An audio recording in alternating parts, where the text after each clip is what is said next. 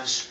I will say I thought the offensive execution was similar in both halves. We just did not make shots to start the second half. We went 2 for our first 18, 3 for our first 20. I thought a lot of those were pretty good looks within what we do. Not much different, to be honest with you, than the first half, where I thought we really excelled moving the ball. I think what indicates that certainly is tying the State Farm Center record for fewest turnovers in a game with 15 assists, 3 turnovers. I don't know how many times as a coach, as an assistant or head coach, if I looked at how many times we got beat when we were 15 assists to 3 turnovers, it's probably not very many. So I thought our guys played pretty unselfishly and moved the ball pretty well on that end of the floor. The 35% number for the second half is a little bit of a misnomer because we made our last 5 in a row. I certainly don't, as these guys know, I don't want to say those minutes at the end were insignificant. We come to play 40 minutes until the bell rings, but obviously the game wasn't exactly hanging in the balance while we were making those last 5 in a row. We needed to step up and make a couple more. At the end of the day, though, our defense was not good enough. It was bad in the second half. I thought we made a lot of mistakes. I thought we did not defend the 3-point line very well. I'm getting tired of saying it. The guys have got to start doing it. I thought we ran in at the ball. I thought our gap help was poor. I thought we left shooters. I just didn't think it was very good at all. And when you give up 50-some points, albeit we fouled, a little bit there at the end, maybe it would have been 45. I don't know how many times in 4 years we've given up 45 and a half. It's unacceptable. It's not good enough. These guys know that. But at the end of the day, we play again on Saturday at 2 o'clock, and we got to get ready here the next 2 days. But guys have got to answer the bell on the defensive end. And what was discouraging for me, or disappointing, I should say, was that a lot of the mistakes we'd made, I thought we had left some of those. You always have 1 or 2, nobody's perfect, but I thought we had left a lot of those in the dust 2 to 3 weeks ago.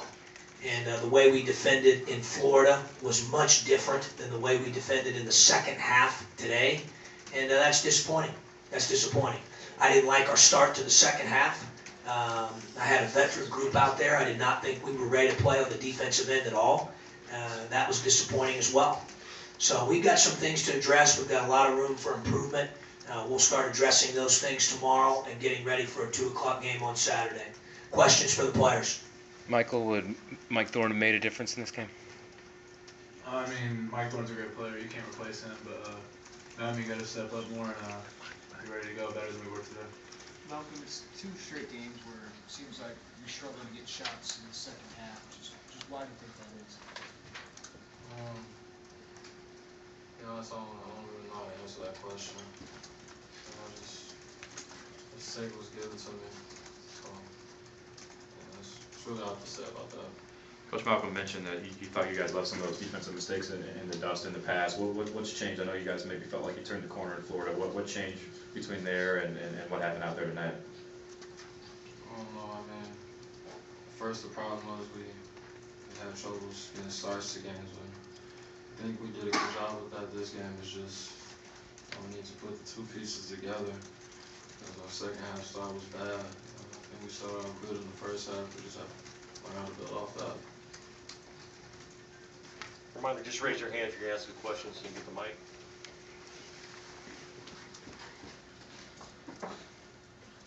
Malcolm, Coach talked about some of the things that you guys need to do a better job of on the defensive end. I mean, what do you guys need to go to work to do? What kind of things are you going to be doing before the next game to get those things accomplished? I would say the 2 main priorities is defensive rebounding and not giving up catch and shoot threes. So that's the 2 main concepts.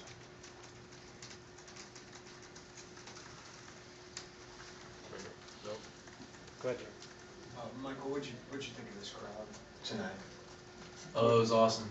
Opened up in State Farm Center, sold out or close to. New arena, obviously. I mean, crowd was pretty good. Be there and support us. I just wish we could have given them a win.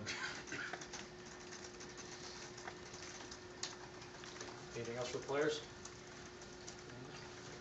All right. Okay, guys. See you tomorrow. Questions?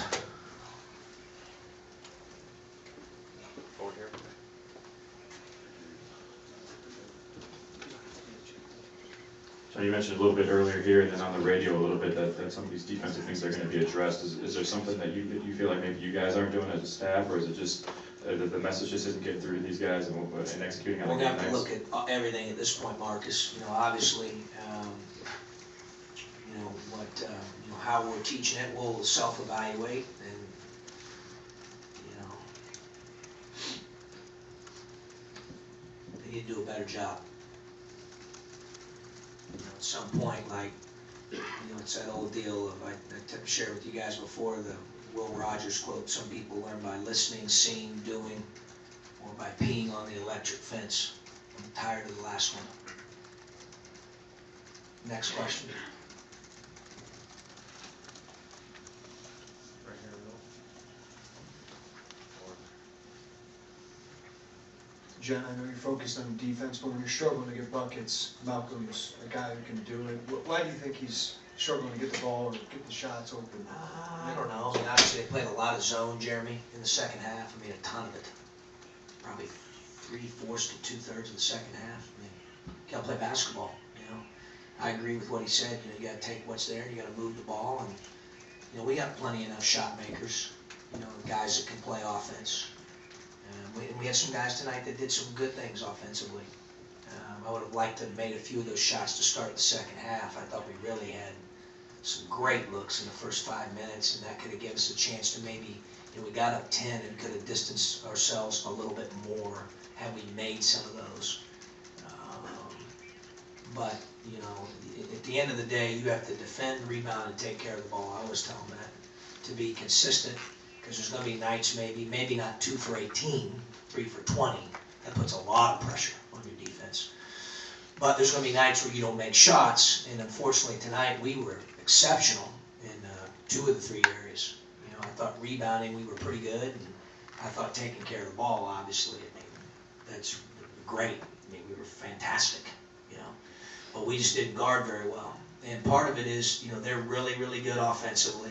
We played 2 of the country's best offensive teams here back to back, not only this year, but have been here for a few years. They're really good on offense, so I certainly don't want to take anything away from them.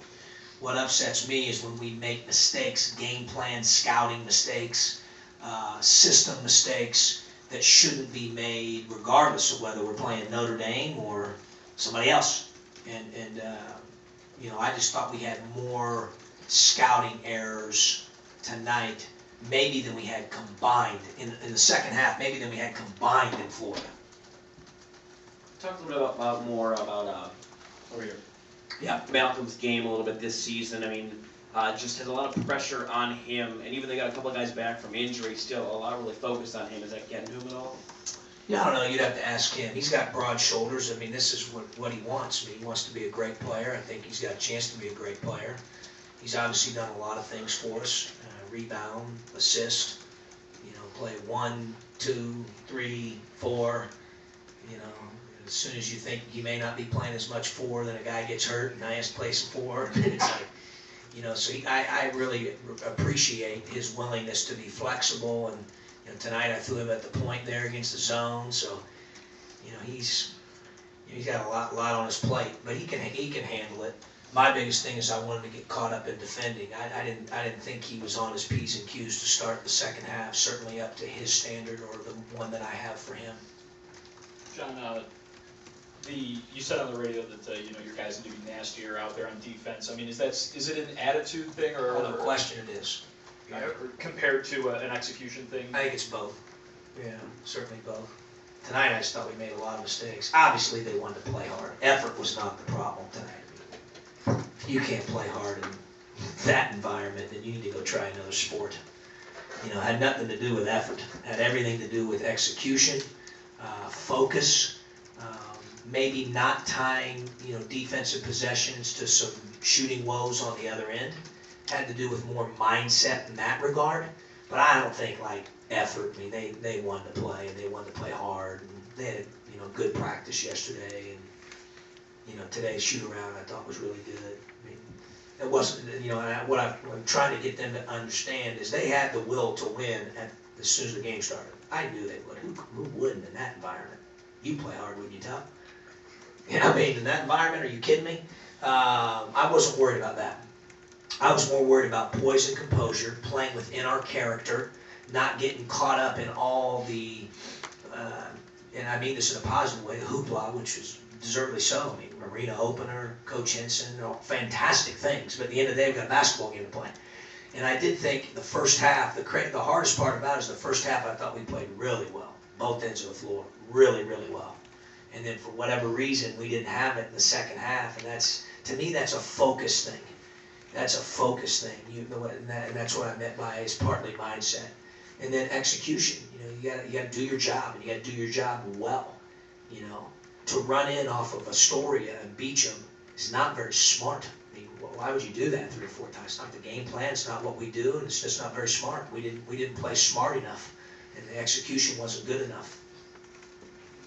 John, your first game without Mike Thorne moving forward, do you feel like you found any answers at the 5 tonight, or is that going to be a... You know, offensively, I thought we did some good things at that position. I thought defensively, we got to get better. You know, we got to get better. But our guys had the right attitude, mindset the last 2 days. You know, obviously we had 48 hours or so to try to change some things and wrinkle some things and adapt a little bit. And I thought guys embraced that. Like I said, they wanted to play, and they wanted to play well. But you have to have a will to prepare to win, that matches the will to win. And then at the end of the day, you got to execute some things. You know, you just got to do a little, be better with that stuff.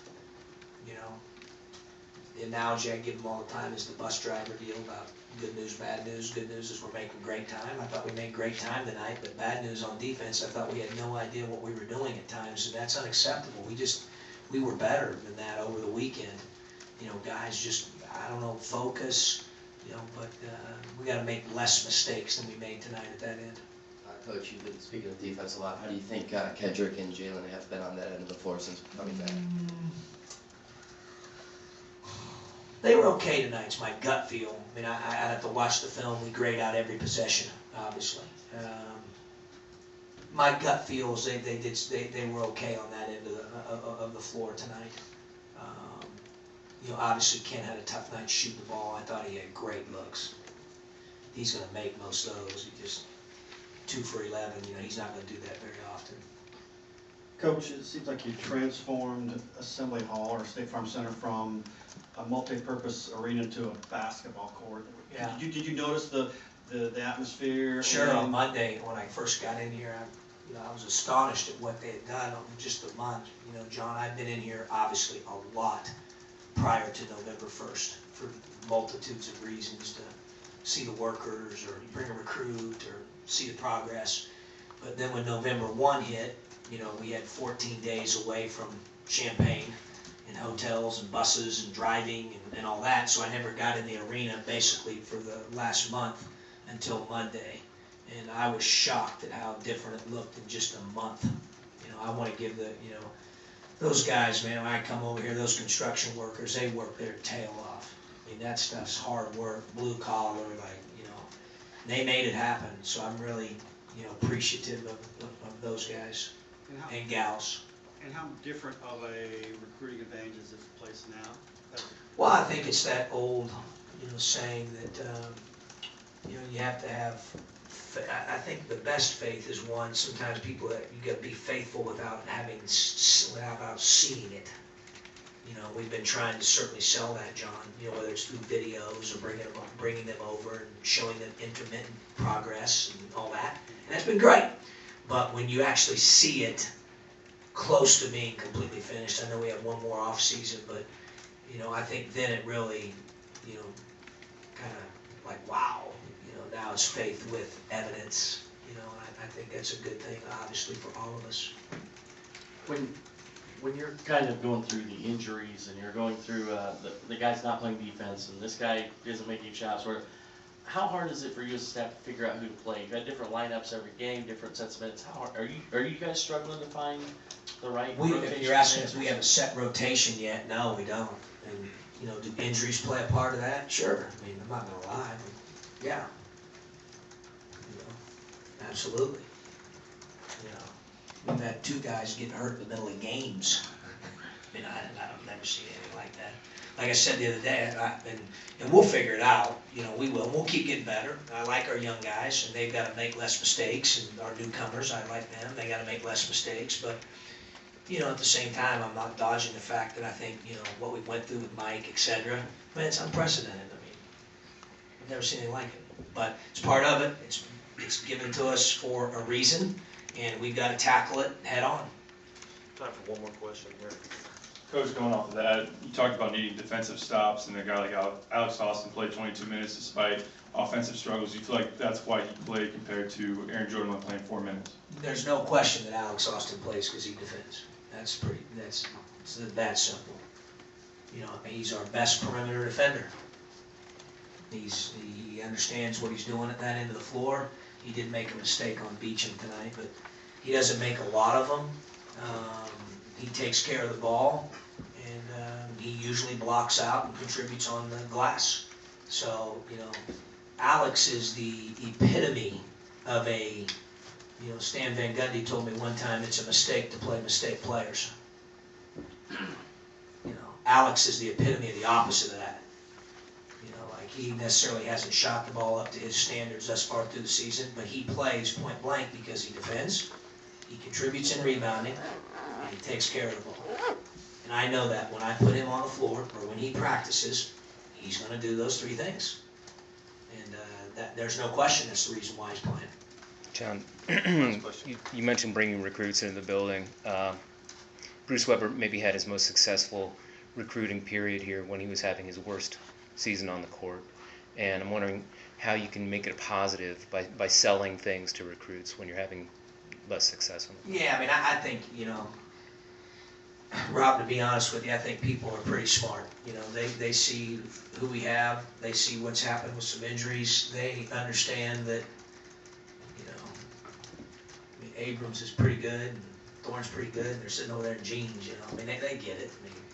Obviously, we're excited about who we're bringing in with Tijon and Kipper, and we've continued to stack classes. And I think even more so here lately in the last 3 or 4 here, we've stacked not only talent, but we stacked good, really high character guys. So that part's good.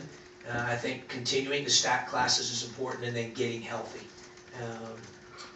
Like I said, everybody has stuff every once in a while, or a guy in a given year or 2 or whatever, but, we've dealt with an abnormal amount. For whatever reason it's been thrown our way. I trust the Lord that it's been thrown our way for a reason, and we've got to figure out how that can make us better and continue to make progress moving forward. But, people know, and I like our guys. Again, I'm disappointed with the way we defended, but I like our guys. I do think they care. We're just not very good on that end of the floor right now. We've got to get a lot better. Okay, thank you, Coach. Thanks. 2 quick notes. Most of you know Marcus Jackson. This is his final basketball game, so no need to do that. We have to read a different section of the newspaper now to read Marcus's work. And then Channel 3, Matt Weatherston, who is back at the station. He's leaving Channel 3 here at the end of the week.